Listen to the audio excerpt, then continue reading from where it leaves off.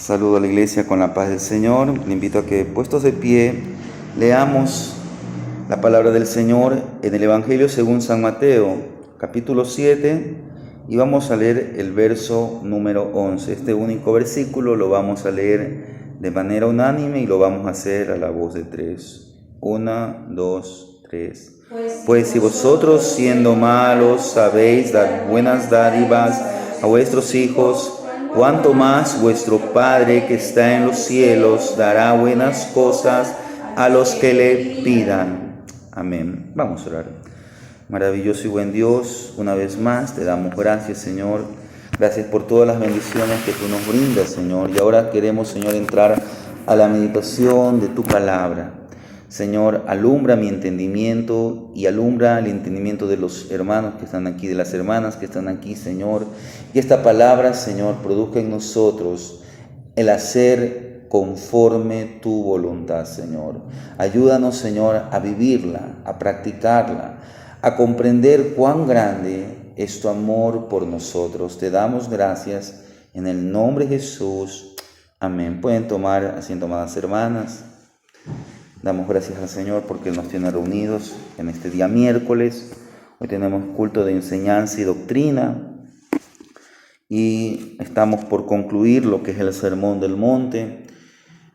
Hoy quisiera meditar algunos versículos del capítulo 7. Hemos tenido como un pasaje clave o central el verso 11 que dice: pues si vosotros, siendo malos, sabéis dar buenas dádivas a vuestros hijos, cuánto más vuestro Padre que está en los cielos dará buenas cosas a los que le pidan. Este versículo está reflejando la bondad de Dios. Dios, como usted lo sabe, Dios es bueno. ¿Y cómo se muestra, cómo se refleja, cómo el Señor Jesús aquí nos está mostrando la bondad de Dios? Porque Él dice que el Señor escucha nuestras peticiones y Él suple todas nuestras necesidades. ¿Qué dice el verso 7? Pedid, mire, pedid y se os dará, buscad y hallaréis, llamad y se os abrirá. Mire, más adelante, en el verso 13 y 14, el Señor va a tratar el tema de la puerta estrecha. Y estos pasajes se conectan porque aquellos que son capaces de vivir bajo la voluntad, bajo los mandamientos, según los preceptos de Dios, según lo que el Señor Jesús enseña en su palabra, lo que enseñó allá en el Sermón del Monte, entonces usted tiene esa confianza. La Biblia dice: acercaos pues confiadamente. Pero cuando usted y yo no obedecemos, nos ocurre lo mismo que a Adán y a Eva. Pecaron e inmediatamente el temor se apoderó de sus vidas. Cuando usted y yo pecamos, y eso es algo con lo que tenemos que vivir diariamente, no es que tenemos que buscar el pecado, pero somos proclives a pecar. ¿No le ha pasado que cuando usted y yo pecamos, no queremos orar? ¿O sabemos que si oramos, el Señor no nos va a responder? No queremos ni abrir la palabra de Dios. Peor, queremos congregarnos. ¿Por qué? Porque nuestra conciencia nos acusa. Porque sabemos que no estamos haciendo la voluntad de Dios. Pero el problema es que muchos nos quedamos allí. Nos quedamos con la vergüenza, nos dejamos dominar por el temor. Y en vez de hacer lo que Dios dice que cuando pequemos, si confesamos nuestros pecados, Él es fiel y justo para perdonarnos. Vamos a convivir con nuestra naturaleza pecaminosa. El problema no es tanto eso, porque ya la victoria está segura en Cristo. El problema está en que nosotros tenemos que estar firmes haciendo la voluntad de Dios. Entonces, cuando usted y yo afrontamos necesidades, entonces sabemos que Dios es bueno. Entonces pedimos sabiendo que hay alguien que nos escucha, porque el Señor es bueno. Y quienes tienen una vida de comunión con Él y buscan vivir llenos del Espíritu Santo, como dice en Efesios 5:8, examinando la palabra del Señor, no vamos a ser engañados por falsas enseñanzas, por falsos maestros. Mire lo que dice el verso 15 de este mismo capítulo 7. Guardaos de los falsos profetas. Mire, estos tres pasajes que vamos a tratar de meditarlo, lo que dice aquí en mi Biblia, le han puesto como un subtítulo: la oración y la regla de oro, la puerta estrecha, y por sus frutos los conoceréis. Están ligados. Hoy, dentro de las iglesias cristianas evangélicas, parece que para orar, para pedir, para presentar una oración al Señor necesitamos una fórmula mágica. Y yo no estoy diciendo que estoy en contra de que un pastor guíe a la iglesia en una oración, pero a veces tenemos que seguir al pie de la letra de la oración. Hace algunos años atrás salió un libro que se hizo un éxito de ventas en el medio cristiano evangélico. Se llamaba La oración de Jabes. No sé si usted alguna vez ha sabido de esto, pero el libro lo que conllevaba, y coge un texto bíblico, no le quiero decir que esto es algo que se inventó alguien, no. La oración de Jabes usted la va a encontrar en Primera de Crónicas. Jabes era alguien que pertenecía a la tribu de Judá. Dice que él llegó a ser el más ilustre de sus hermanos. La palabra Jabes significa dolor. Da a entender que tal vez cuando su madre lo dio a luz fue con demasiado dolor. Pero la cosa es que en un momento de la vida de Jabes él hace una oración. No sabemos el contexto, no sabemos mucho, pero Jabes dice: ensancha mi territorio. Y la Biblia nos da a entender que Dios lo hizo. Entonces ahora usted y yo podemos decir: ensancha nuestro territorio, y Dios tiene que hacerlo. No sabemos el contexto, no sabemos lo que pasó, pero la Biblia sí nos muestra algo. Y está en el libro de Deuteronomio. Dios le dijo a su pueblo: miren, yo los quiero bendecir en la ciudad, en el campo. Y usted ya conoce el pasaje que está, creo que en el capítulo 26 de Deuteronomio. Pero Dios les dice primeramente: si ustedes obedecen, si ustedes guardan todos mis mandamientos, entonces la consecuencia era que ellos iban a experimentar la bendición de Dios. Todo, en cambio, el Señor les dice: pero si ustedes se olvidan de mí, si ustedes no guardan mis mandamientos, si ustedes no prestan atención, lo que va a venir es maldición.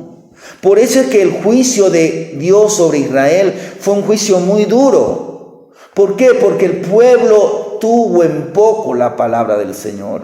Entonces eso no se trata de que, yo repito exactamente la oración o me leo un libro y sigo los pasos que me dice la oración. Pero si usted vive una vida de acuerdo a la voluntad de Dios, tal vez le vaya económicamente bien, pero le quiero decir que esa bendición económica que usted está experimentando no es de parte del Señor. A veces puede ser un lazo del enemigo.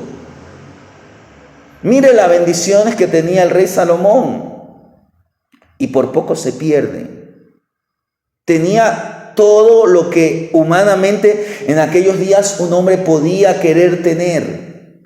Tenía mujeres, tenía dinero, tenía sabiduría, tenía todos los lujos, tenía un gobierno que le obedecía, tenía paz con sus aliados, pero se estaba perdiendo, hermanos. Por eso es importante que usted y yo caminemos por la palabra, porque si usted y yo caminamos, examinamos, discernimos, No seremos engañados por falsos profetas. Si usted y yo caminamos, aquellos que caminan por la palabra de Dios, ellos serán bendecidos por la incomparable bondad de Dios. No es la primera vez que hablamos acerca de la bondad de Dios. Mire lo que dice, y vuelvo a leer el verso 7 y 8. Pedid y se os dará, buscad y hallaréis, llamad y se os abrirá, porque todo aquel que pide, recibe, y el que busca, halla, y el que llama, y al que llama, se le abrirá. Mire, definamos la palabra bondad. La palabra bondad se define como la cualidad o el carácter de ser bueno. Es decir, es un buen carácter, es benevolencia, es gentileza, es buena acción. Físicamente, la bondad, o filosóficamente que diga, la bondad se podría mostrar, se podría definir como el principio más elevado de la moralidad. Si alguien es moral, entonces la gente lo puede calificar como una buena persona, como alguien bueno. La bondad era considerada como el atributo más sublime. Así, la bondad en este aspecto es vista como un valor que se atribuye a la acción, al acto de una persona. Nosotros tenemos la famosa parábola, y ya mismo vamos a ver si podemos tocar un poco, la parábola del buen samaritano. La Biblia dice que este hombre, el samaritano, cuando vio a aquel hombre herido, dice que él fue movido a misericordia. Y quiero que me entiendan, la palabra misericordia no significa pena. Porque a veces pensamos lástima, pena tiene que ver con misericordia. No. La misericordia es un acto, conlleva un acto. Porque usted puede tener lástima, pena de algo o de alguien, pero usted continúa. La misericordia lo lleva a usted a actuar, y sobre todo la misericordia es dar algo o no dar algo, mejor dicho. Es cuando usted no le da algo a alguien, pero algo que se merece. Por ejemplo, la misericordia para nosotros es que usted y yo nos merecíamos o nos merecemos el castigo eterno por nuestros pecados. Pero Dios nos ofrece su misericordia. ¿De qué manera? Él no nos da el castigo que nos merecemos. Cuando un padre le dice a su hijo, mira, tú te mereces ser castigado, pero no te voy a castigar, te voy a dar una oportunidad más. Lo que está dando es misericordia. El hijo se merece ser castigado, pero el padre no le da el castigo que se merece. Entonces, esa bondad es cuando usted muestra misericordia. La bondad de Dios con nosotros es un atributo de Dios. Mire, quiero que me entiendan, la bondad es un atributo de Dios. ¿Por qué no es un atributo del ser humano? Porque lamentablemente el ser humano ha sido contagiado por el pecado.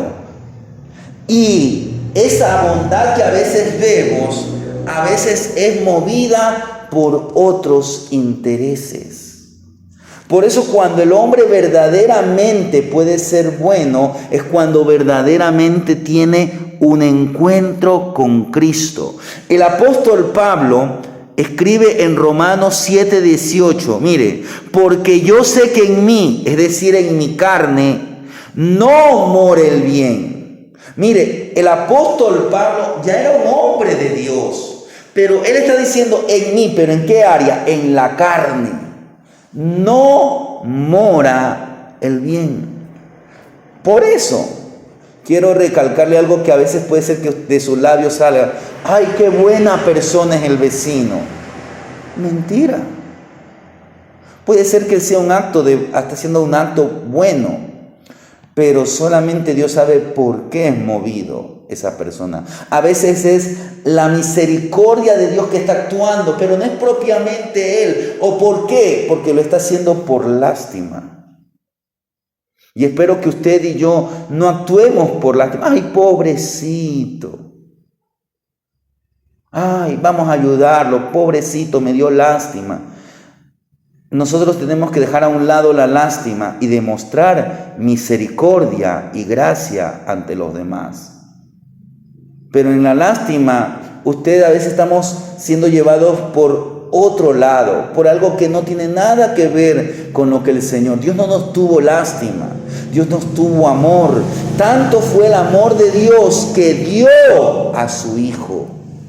Dio lo más importante. A veces puede ser que llegue a su casa una persona pidiendo una caridad. Y uno, bueno, le da, pero ¿qué es lo que le damos? A veces ya lo que no nos vale. Bueno, vamos a darle un poco de ropa vieja. Yo creo que es medio complicado que digan: ¡ay, esta pobre persona o esta persona no tiene nada! Espérese un ratito. Lo vamos a llevar al almacén a comprar. Sería bueno, ¿no es cierto? A veces no tenemos. Pero no nos dejemos llevar por la lástima. Porque en la lástima, ahí tengo un poco de ropa vieja, un poco de trapos, le daré. Y a veces pensamos: ¡ay, mire qué buena persona!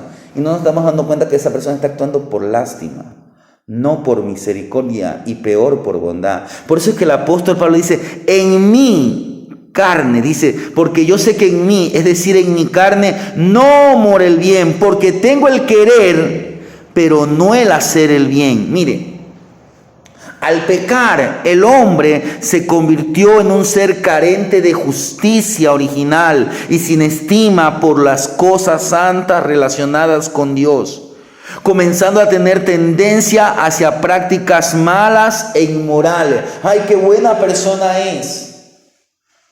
Nosotros no sabemos si esa persona... Mire lo que a veces ha ocurrido y a veces la gente se queda sorprendida. Hace años atrás, creo que fue en Estados Unidos, la comunidad de un barrio se quedó sorprendida porque se llegó a descubrir que en la casa de una persona había estado cautiva por casi 20 años en aquellos días cuando la secuestraron, había sido una niña de unos 10, 12 años. Y había vivido allí por 20 años encerrada. El hombre que la tenía encerrada había abusado de ella. La mujer había estado a luz allí en esas condiciones y por 20 años había criado a esa criatura. Pero la comunidad del barrio lo veía ese hombre como una buena persona. El único que pesa los corazones. Por eso usted no se deje llevar por políticos ni nada, porque la Biblia dice: no hay ni siquiera uno bueno.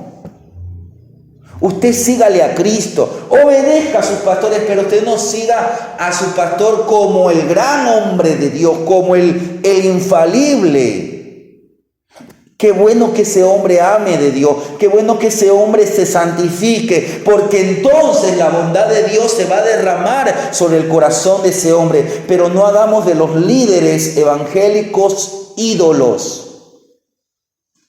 Solo entrando a la puerta estrecha o por el camino angosto, como dice el verso 14, podremos gozar de la gracia divina y tener nuestra naturaleza transformada para que podamos, de hecho, hacer el bien. Y como un segundo punto, quiero que veamos la bondad de Dios en dos aspectos. No los he separado, sino que quiero que los analicemos uno por uno, pero tienen que ver mucho. Primeramente, la bondad de Dios en el aspecto bíblico. Y segundo, en un aspecto doctrinal o teológico. Y usted podrá decir, pero ¿qué acaso que lo doctrinal, lo teológico no tiene que ver con la Biblia? Tiene que ver. Pero de lo que está en la Biblia nacen nuestras doctrinas, se forma nuestra teología, como le podría decir otra persona. En el aspecto bíblico, veamos algunos versículos. Mire lo que dice Primera de Juan 4:8. El que encuentre de lectura para aprovechar el tiempo. Primera de Juan 4:8. Y alguien que lee en Salmos 34:8 también. Primera de Juan 4:8.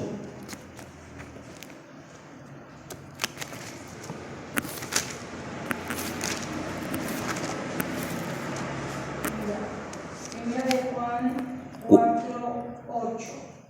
El que no ama no ha conocido a Dios, porque Dios es amor. Mire, en otras palabras, Juan, ¿qué está diciendo?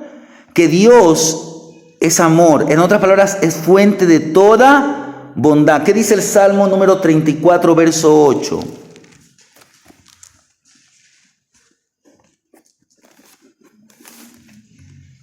Gustad y ved que es bueno Jehová, dichoso el hombre que confía en él. Mire, dichoso el hombre que pone su confianza en Dios. ¿Por qué? Miren lo que dice, gustad y ved. En otras palabras, prueben, conozcan la bondad de Dios. Cuando uno verdaderamente tiene un encuentro con Dios, entonces uno sabe realmente lo que es bueno. Voy a poner un ejemplo, no por hacer de menos, pero aquí en Santa Isabel hay una pizzería. Y tal vez si usted ha probado las pizzas de esa pizzería, usted puede decir, qué rica pizza, ay, qué deliciosa. Pero si usted viajara, si tuviera la posibilidad de ir a Italia, donde es la cuna de la pizza, y donde usted va a encontrar pizzas de diferente tipo por todas las ciudades, y hay ciudades como Nápoles, Milán, que son propiamente la cuna, se quedaría sorprendido y usted podría decir, realmente ahora sí sé lo que es bueno. Así mismo es. Dios dice, buscad y ved. El mundo mira, no, estoy bien, me va bien, tengo mi religión, pero no tienen a Dios, porque Dios es bueno. El tener un encuentro con Dios, por eso usted sálgase ese de molde religioso y busquemos la misma presencia de Dios, porque entonces vamos a experimentar la bondad de Dios. Si nosotros vamos al capítulo 19 de Mateo, los versos 19 al 26, mire lo que nos presenta. Nos presenta la historia del joven rico. Dice allí, entonces vino uno y le dijo, maestro bueno, ¿qué bien haré para tener la vida eterna? Mire, y usted conoce la historia. El Señor primeramente le dice una cosa. Mire, el hombre le pregunta, maestro bueno, ¿qué debo hacer para tener la vida eterna? Y el Señor le responde, ¿por qué me llamas bueno? Mire, hay un comentario de una Biblia de estudio, que esta Biblia se llama la Biblia de aplicación personal, y dice lo siguiente: Jesús le deja claro al joven que la salvación no viene por las buenas obras, si éstas no van acompañadas de fe y amor a Dios. La fe y el amor se implantan en nuestros corazones mediante la acción del Espíritu Santo. Recuérdese lo que leyó la hermana allá en Juan, que nadie puede amar verdaderamente si no ha conocido a Dios. Existe amor en la humanidad, pero cada vez ese amor está más desdibujado y cada vez más ese amor está tergiversado. Más es un amor eros, es un amor erótico, o a veces son intereses, o a veces es un gusto. O a veces se disfraza de cariño, o a veces es pasión, o cualquier otra cosa, pero no es el verdadero amor. La gente dice, yo tengo fe, pero no es la verdadera fe, la fe cuyo objeto es el autor y consumador de nuestra salvación. Las religiones dicen, no, yo creo en Dios.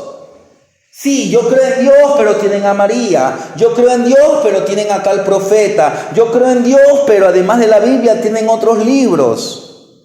Y cada vez la Biblia es más alejada de los corazones. Cada vez más la gente quiere amoldear o quiere forjar a Dios a su imagen. Cuando para algo Dios nos dio su palabra. En la palabra de Dios, Dios nos revela el carácter y los atributos de Él. Ese es en el aspecto bíblico, pero teológicamente, es decir, doctrinalmente, el término bondad es muy amplio. Mire, involucra santidad, involucra justicia, involucra verdad, amor, benevolencia. Entonces, como yo le podría decir, usted puede ser que vea una persona haciendo una buena obra, sí, pero tiene ese aspecto positivo, pero no es verdaderamente bueno, porque la verdadera bondad involucra santidad, involucra justicia, involucra gracia y misericordia. Por tanto, es evidente que solo el Dios de la Biblia es verdaderamente bueno. Lo podemos ver en su amor para con nosotros, como lo dice San Juan 3:16, porque de tal manera amó Dios al mundo. Amor que revela la perfección divina. También podemos ver la bondad de Dios en su cuidado por nosotros. Él satisface nuestras necesidades. Por eso es que el Salmo 23, que lo estudiamos creo que hace un año más, dice: Jehová es mi pastor, nada me faltará. ¿Por qué? Porque el salmista conocía la bondad de Dios. El Señor es bueno, su gracia se da incluso en aquellos que no merecen nada. Aunque nosotros somos imperfectos, nunca daremos. Por eso es que el Señor aquí está tomando el ejemplo de un padre que es imperfecto, en ese amor de padre que tiene, no está diciendo que es bueno, pero en ese amor natural que debería tener un padre, aunque cada vez esto te está desapareciendo. Un padre no le daría una piedra si le pide un pan o un pescado, no le daría una serpiente. Mire, entonces el Señor Jesús dice: ¿qué no hará el Dios bueno, el Dios que es fuente de toda bondad por nosotros, si le pedimos todo en la oración según su perfecta voluntad? Entonces, por eso, hermanos, para que usted y yo estemos seguros de que el Señor oye nuestra oración, aunque pareciera que no hay respuesta, porque a veces el Señor oye, pero la respuesta tarda en venir. Pero es importante que usted esté seguro que el Señor oye. Pero ¿cómo usted sabe? Porque por lo que usted elige. ¿Qué camino está eligiendo? ¿El camino de la puerta estrecha o el camino de la puerta amplia? La puerta y el camino en el aspecto bíblico. Mire, estas figuras que el Señor muestra aquí hablan de acceso a una nueva y viva experiencia con el Señor. Mire lo que nos dice San Juan capítulo 10, el verso 9. Un pasaje que usted también lo tiene que conocer muy bien. Dice el Señor en San Juan 10, 9: yo soy, dice el Señor Jesús, la puerta. El que por mí entrare será salvo, y entrará y saldrá y hallará pastos. Mire, Él es la puerta y Él es el camino. Entonces aquí hay una condición que es puesta por el Señor. Él enseña, Él afirma: estrecha es la puerta, angosto el camino que lleva a la vida, y pocos son los que hallan la puerta.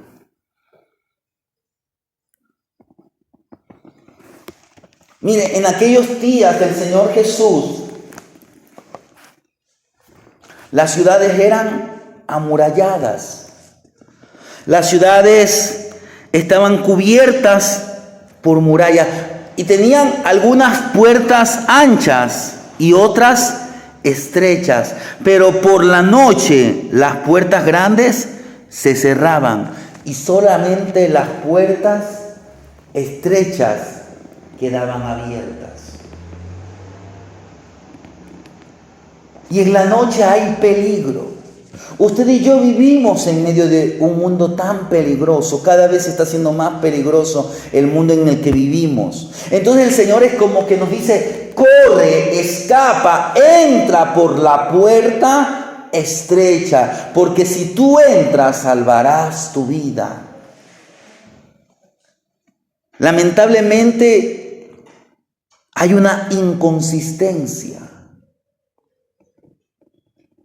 Hoy los creyentes no estamos siendo conscientes de lo que hacemos y también estamos siendo muy inconstantes en cómo vivimos nuestra relación con el Señor. Usted y yo tenemos que discernir los tiempos en que vivimos. Dios quiere que usted le sirva mejor que antes. La puerta estrecha es la que nos lleva a la vida eterna. Solo hay un camino que puede llevar al pecador a la vida eterna. No estoy diciendo que no hagamos buenas obras, pero ¿de qué nos sirve que hagamos buenas obras, que participemos de actos religiosos, si verdaderamente usted no tiene un encuentro? ¿De qué a usted le sirve? Con esto no estoy diciendo que no tiene que congregarse, porque debe ser un deber y un privilegio el congregarnos. El salmista decía: mejor es estar un día en tus atrios. Pero ¿de qué le sirve a usted venir al templo, pero si sigue igual con su vida? Si usted no se toma las cosas seriamente.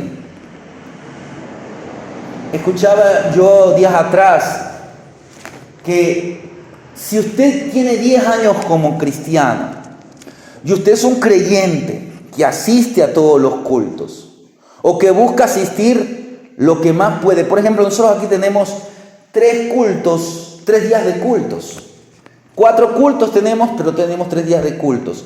Miércoles, sábado y domingo. Si usted fuera un creyente que usted asiste miércoles, sábado y domingo, y digamos que el domingo no está por la mañana, pero viene por la tarde, o viceversa, usted viene por la mañana y no viene por la tarde, usted asistiría a la semana 3 veces. Es decir, que usted asistiría en un mes casi unos 12 cultos. Cada culto tiene una prédica, un sermón, una enseñanza. Si usted asiste en un año, ¿cuántos mensajes escucharía? Más de 100 mensajes. Más de 100 mensajes usted escucharía en un año.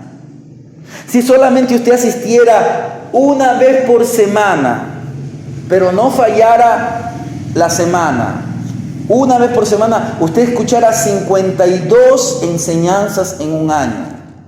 Y si usted en 10 años multiplíquelo, serían más de 500 mensajes, más de 500 enseñanzas, más de 500 sermones.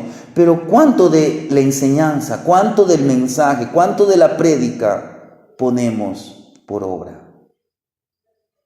Usted y yo podemos tener mucho conocimiento de la palabra de Dios y es importante, y un creyente tiene que leer la palabra de Dios, un creyente tiene que buscar a Dios, pero si no lo ponemos por obra, somos como el levita, somos como el sacerdote que cuando vio al hombre de Jericó, o el hombre que venía de Jerusalén a Jericó y que fue golpeado, vamos a pasar de largo. Siempre se anuncia desde este púlpito, desde cualquier púlpito de una iglesia evangélica, que nuestro deber es predicar. Pero ¿estamos trayendo almas al templo? ¿Le estamos predicando a las personas con las que nos encontramos? A veces las personas ni siquiera saben que somos cristianos. Ni siquiera. Cuando nuestro deber es ir por todo el mundo y predicar el evangelio a toda criatura. El domingo hablábamos de que el que sigue a Cristo da fruto para el reino de Dios. Nosotros tenemos que predicar el evangelio. Y es verdad que mucha gente no nos va a querer oír, pero nuestro deber es predicarles. Porque si Jesucristo nos ha llevado a participar de la vida eterna, mire, y la Biblia nos dice que debemos esforzarnos por entrar por la puerta. Mire lo que dice Lucas 13. Lucas 13. El verso 24 dice, esforzaos a entrar por la puerta angosta. Mire, esforzaos. ¿Qué significa esta palabra en el griego? La palabra es esforzarse, habla de un esfuerzo con extremo, con celo, por conseguir algo. Entonces eso es un deseo de aquellos que quieren caminar por el camino angosto, que anhelan tener un nuevo carácter y vida eterna con Dios. Hermanos, la vida cristiana es una vida que usted tiene que esforzarse. Si llueve, si pasa algo, a veces eso es un obstáculo para el creyente. Yo sé que es importante que usted y yo prioricemos muchos aspectos de nuestra vida, pero quiero que analice. Si pasa algo, y a veces esa es la razón por la que usted no se acerca a la iglesia, no congrega. Pero si usted tuviera una emergencia, si usted tuviera algo que usted tiene, no, es que tengo que salir, me llamaron de urgencia. Por más de que hubiera eso, tal vez usted dice, no, tengo que salir. Eso es esforzarse. Entonces, usted y yo podemos conocer mucho de Biblia, pero eso se va a demostrar a través de nuestra fe. Y nuestra fe se muestra a través de nuestras obras. Por eso, hermanos, hay una elección que hacer. Mire, en este mundo solamente hay dos caminos, el camino de vida y el camino de muerte. Como dijo el profeta Jeremías, mire lo que dice Jeremías capítulo 21, el verso 8. Jeremías 21, 8 dice así, mire, y a este pueblo dirás, así ha dicho Jehová, he aquí, pongo delante de vosotros camino de vida y camino de muerte. Mire, por eso es que lo que enseñan en las iglesias, como la iglesia católica, es algo falso, porque ellos ponen un tercer camino, un intermedio, el purgatorio. No, la Biblia no nos muestra un lugar intermedio, no nos muestra otra manera de hallar la vida. El anterior papa, que ya falleció, una vez él creo que tenía encuentros con líderes de otras religiones, porque según él es el máximo representante, o según la Iglesia Católica, el Papa es el máximo representante de la Iglesia cristiana. Pero él, en una reunión con los líderes religiosos, él decía, no, que puede haber otros caminos. Ay, que yo no soy quien para juzgar si alguien es bueno. Puede ser que él encuentre el camino para la vida eterna. La Biblia no me enseña eso. La Biblia dice que Jesucristo es el único camino.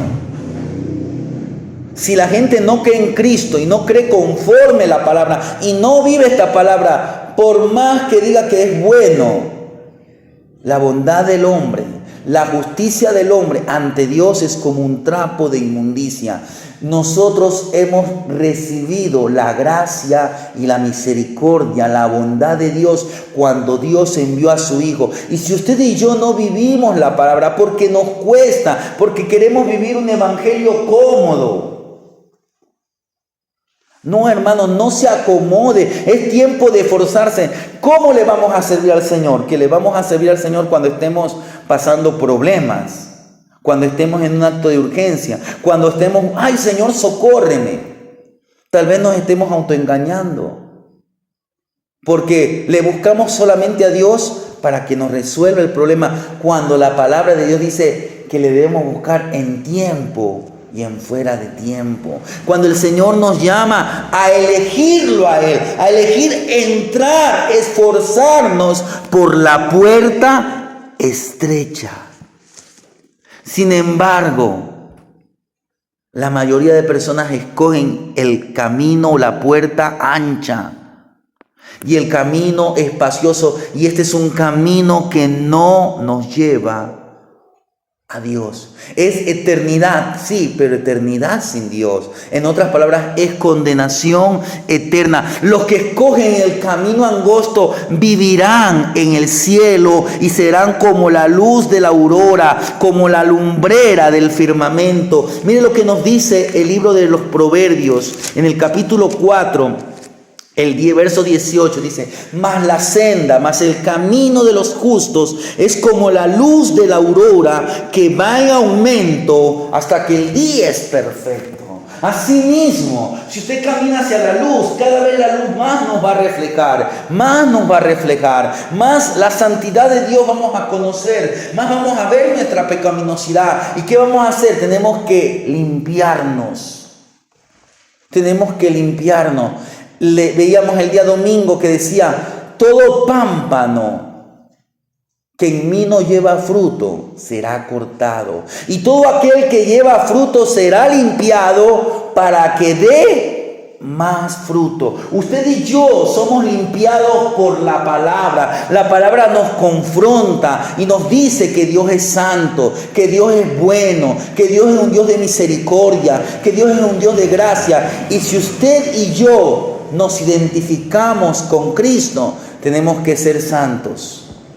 Tenemos que ser personas con gracia, con misericordia, con bondad, que creemos y confiamos y obedecemos en el Dios de esta palabra. Para finalizar, veamos lo que el Señor termina luego de explicar acerca de la puerta estrecha y la puerta angosta. Los versos 15 al 20 dice: por sus frutos los conoceréis. Y Él dice: mire, guardaos de los falsos profetas que vienen a vosotros con vestidos de oveja, pero por dentro son lobos rapaces. Por sus frutos los conoceréis. ¿Acaso se recogen uva de los espinos o higo de los abrojos? Así todo buen árbol da buenos frutos, pero el árbol malo da frutos malos. No puede el buen árbol dar malos frutos, ni el árbol malo dar frutos buenos. Todo árbol que no da buen fruto es cortado y echado en el fuego. Así que por sus frutos los conoceréis. Tengamos cuidado con las falsas apariencias. Mire, el Señor está advirtiendo sobre la importancia de ser vigilantes ante la aparición de los falsos profetas, porque además de ser peligrosos, ellos seducen al error. Los falsos profetas, el Señor los muestra como lobos con piel de oveja. El lobo es el depredador de las ovejas, y estas tienen poca capacidad para defenderse. Por eso es que usted tiene que conocer la palabra. Hoy hay mucho engañador y el pueblo se está dejando engañar. ¿Pero por qué? Porque no entramos como se debe ser por la puerta angosta.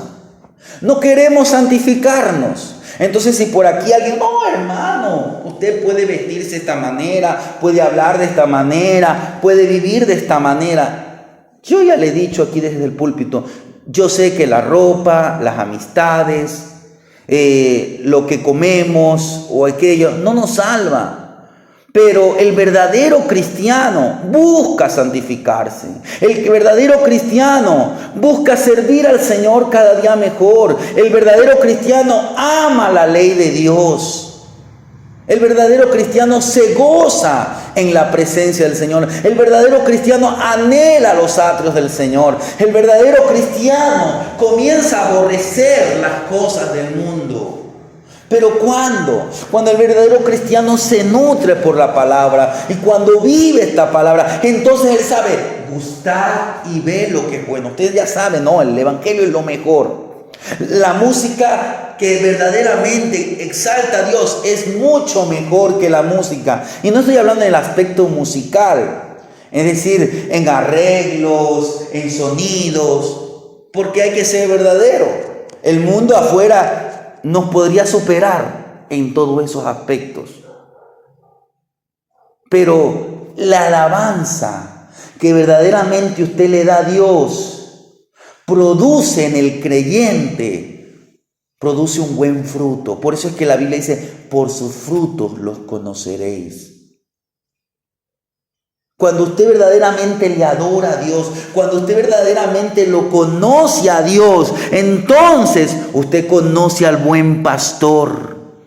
Y el Señor Jesús mencionó a los falsos maestros justo después de enseñar sobre los dos caminos. Usted está en el camino verdadero. No se salga, no oiga, no se deje llevar por fábulas, por enseñanzas falsas, por mentiras que terminan conduciendo a la gente por la puerta ancha. Lo sacan de la verdad. Hoy hay muchas doctrinas. Y no estoy hablando solamente de los testigos, de los mormones, de los adventistas. No, porque usted también ya lo conoce. No estoy hablando de los unitarios. No le estoy hablando de los católicos, sino de tantas enseñanzas que hoy se predican desde púlpitos que dicen ser cristianos evangélicos. Por eso tenga cuidado de participar de iglesias que se formaron de divisiones. Tal vez al principio empezaron con la buena doctrina, pero si ellos no entienden algo tan básico, que Dios no habita en la división, que Dios busca la unidad, poco a poco esa iglesia va a ser engañada. Poco a poco esa iglesia va a ser atrapada por un falso maestro. Pablo le decía a los hermanos, yo admiro a los hermanos de Berea, son más nobles que los de Tesalónica, porque aunque yo les predico, y Pablo era una autoridad, no por tanto por ser un apóstol, sino porque él vivía el evangelio, porque él había padecido por el evangelio. Él veía que esta cualidad de los hermanos de Berea, de ir a las escrituras, constatar lo que el apóstol les enseñaba, si está alineado a la palabra de Dios, entonces él decía, no, ellos van a examinar que si lo que yo les enseño es de parte de Dios o no es de parte de Dios. Mañana dese la tarea, léase lo que hemos leído, capítulo 7. Medite, pídale al Señor, el hermano nos habló esto. Pero usted dese el tiempo, porque ¿cómo usted va a detectar a los falsos maestros? Los falsos maestros en sus enseñanzas, ellos minimizan al Señor Jesús y exaltan a la figura del hombre. Y eso es lo que usted va a ver en las grandes sectas o las grandes religiones. Mire cómo exaltan al Papa. Y ahí ponen a María. Y por último, usted, aunque lo nombran a Jesús, pero no viven. Y hoy pasa así en muchas iglesias que se llaman, ay, el apóstol, el maestro, el pastor. Él es el hombre de Dios, es el que va delante de la iglesia. Cuando el que va delante de la iglesia es Cristo. Cristo es el que va delante de su iglesia y es el Espíritu Santo el que nos guía hacia toda la verdad. Y sin Cristo, sin el Espíritu Santo, sin la palabra de Dios, nosotros somos como metal que resuena, como címbalo que repiñe. El centro de la iglesia no es el pastor, el misionero, el evangelista. El centro de la iglesia es Cristo. La roca de la iglesia es Cristo. Por eso usted y yo tenemos que hacer un análisis cuidadoso. Si allí nos enseña la doctrina que está conforme a las sanas palabras, mire lo que dice en 1 de Timoteo 6:3. Mire lo que el apóstol Pablo le está aconsejando al pastor Timoteo. 1 de Timoteo 6:3. Si alguno enseña otra cosa y no se conforma a las sanas palabras de nuestro Señor Jesucristo y a la doctrina que es conforme a la verdad, mire lo que dice el siguiente versículo: está envanecido. Nada sabe, delira acerca de cuestiones y contiendas de palabras, de las cuales, mire lo que nacen. ¿Nacen qué? Envidias. Hoy hay competencia a veces entre hermanos de una iglesia y otra. No es que yo quiero tener más miembros, o qué sé yo, o yo quiero tener un mejor grupo. Y a veces hay envidias. Creo que la hermana me comentaba, no sé, alguien me comentaba que había visto en un video que 2 pastores estaban peleando por el diezmo de una hermana. Mire, el diezmo es bíblico, sí, pero que la iglesia va a ponerse a pelear en esas cosas. Se ponen a pelear. Hoy usted ve que dentro de las redes sociales, y yo sé que hay que acusar a los falsos profetas, sí, pero las redes sociales no son el mejor medio. Lo que tienen que hacer los pastores es enseñar la palabra en la iglesia. Y ahí sí desenmascarar a la iglesia las falsas enseñanzas. Pero hoy el uno opina del otro y usted va a ver que es una contienda. ¿Y quién sabe más griego? A veces estoy yo escuchando, no, yo sí verdaderamente sé griego, el otro no sabe. No, hermanos. ¿Nacen qué? ¿Nacen qué? Envidias. Nacen pleitos. Mire qué más. Nacen blasfemias. Malas sospechas, disputas necias de hombres corruptos de entendimiento y privados de la verdad, que toman la piedad como fuente de ganancia. Apártate de los tales. Entonces, hermanos, para finalizar, haga un análisis cuidadoso. Cuando usted va tanto al Antiguo como al Nuevo Testamento, usted va a encontrar muchos falsos profetas que surgieron para tratar de engañar a los siervos de Dios. Y mayormente lo que ellos profetizaban era lo que la gente quería oír, y nunca se cansaban de decir que era el Señor quien le decía, hoy el Señor me dijo, el Señor me mostró. Pero usted vaya a ver la vida de esas personas. A veces ni saben ni dónde está un capítulo de la Biblia, ni saben dónde está un libro de la Biblia. Hoy, mayormente en los púlpitos, lo que es pura profecía, es puro sueño, es puro testimonio y predicación. Un análisis de la Escritura, confrontar al pueblo con la palabra. No, Dios te va a bendecir, la gloria del Señor se está derramando sobre tu vida. El Señor te va a dar más de lo que tú has pensado. No, hermanos, la Biblia dice esfuérzate, esfuérzate. Dios podía sacar a sus siervos de instancias muy tremendas, pero permitió que un hombre como Pablo vaya y sea decapitado. Un hombre como el apóstol Pedro, por la causa de Cristo, sea crucificado al revés. Se dice que el apóstol Tomás, aquel que dijo, si no veo, no creo, dicen que a él lo despellejaron vivo. Mire, pero no dejó de creer en su Señor y en su único Salvador. Hermanos, elija la puerta estrecha.